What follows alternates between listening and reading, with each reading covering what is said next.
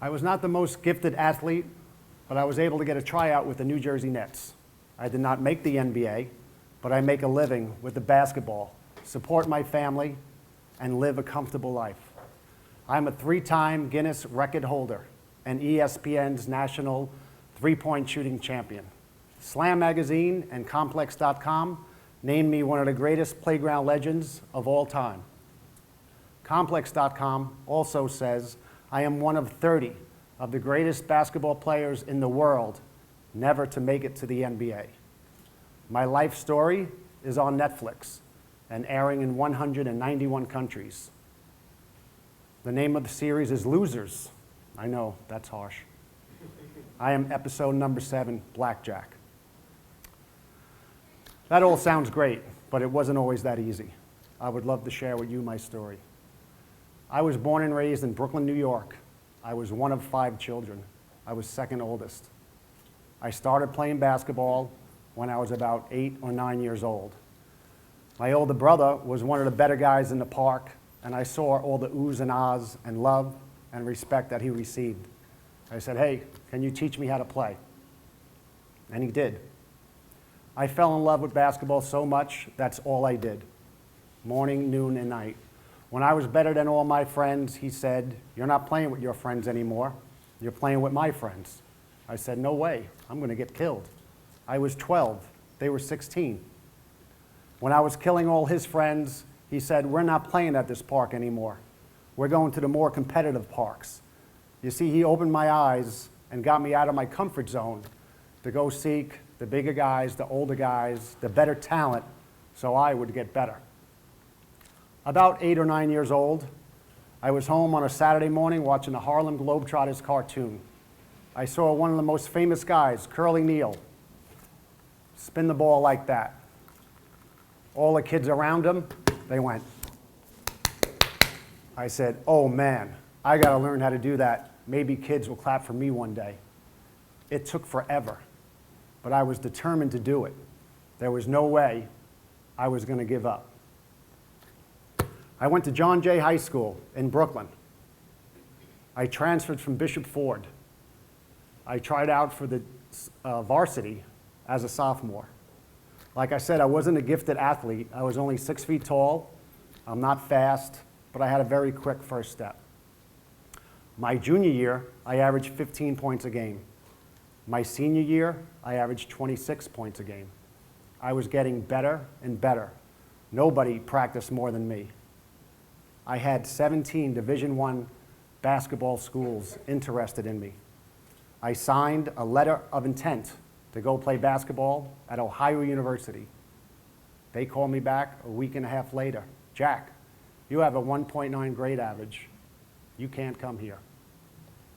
I was devastated, and I was so mad. I did not have a great relationship with my father, and I had anger issues. My father told me I would never amount to anything. My father's dream was for me to be a football player. When I was 8 years old, I was on a team. I was the quarterback. When I was 12 years old, I told my father, I don't want to play football anymore.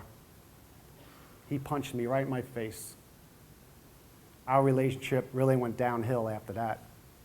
He did not come to one high school basketball game, not one.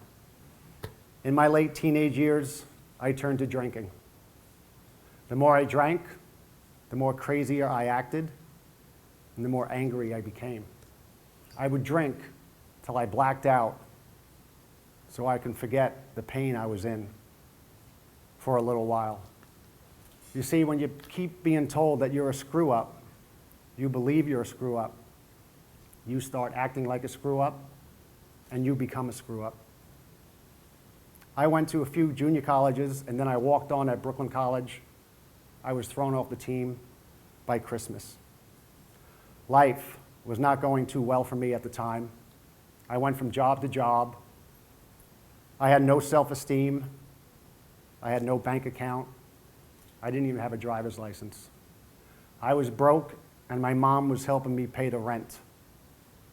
I was in my mid-30s, and I was drinking my nights away. I never felt that kind of darkness before. There was no light at the end of the tunnel. I was lost. I hit rock bottom. What am I going to do now? What am I really made of? In May of 1997, I was invited to go play at a basketball tournament down in Florida. Before one of the games, I was spinning a ball on my finger like this, watching the game. The coach that brought me down there came over and said, "What's that? That's crazy." I said, "Oh, that's nothing. Watch this." He said, "I can get you a tryout with the Harlem Wizards." For those of you that don't know, the Harlem Wizards is an entertainment basketball team similar to the Harlem Globetrotters that has been around since 1962. One thing led to another. I got a tryout. And in June of 1997, I became a member of the world-famous Harlem Wizards. That changed my life. I was 37 years old, and for the first time, I had self-esteem. I was so happy. That dark cloud that was over me was finally gone. The anger left me in an instant. I have not blacked out since. In my first year with the Harlem Wizards, I was not the best trickster, not even close. But like when I was a little boy and I wanted to be a basketball player, and I wanted to spin that basketball, I went back at it. Morning, noon, and night, in the gyms, in the parks, even in my apartment. I went from spinning one basketball to 2 basketballs, 3, juggling, 6, all the way up to 9 spinning basketballs on my body. I got so good in 1 year that one of my friends came up to me and said, "Jack, you can make a lot of money doing halftime shows." So I put together a VHS tape. You kids know what that is? Of all my Wizard stuff, and I sent it out to the NBA, WNBA, and colleges. My first halftime show, Madison Square Garden. I went out there and I nailed it. I was on top of the world. And in 1 year with the Harlem Wizards, I was wearing the microphone and running the show. I made it as a showman. At this point in my life, I couldn't have been any more happier.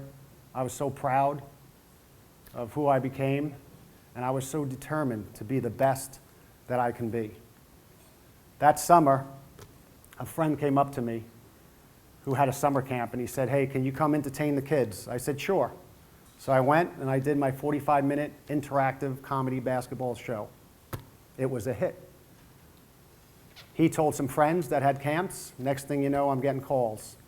I said to myself, if I could do these basketball camps, these summer camps, I could do birthday parties.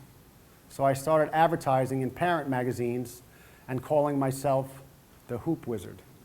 Next thing you know, I'm getting calls for summer camps, for birthday parties, for school assemblies, for bar mitzvahs, for block parties, you name it.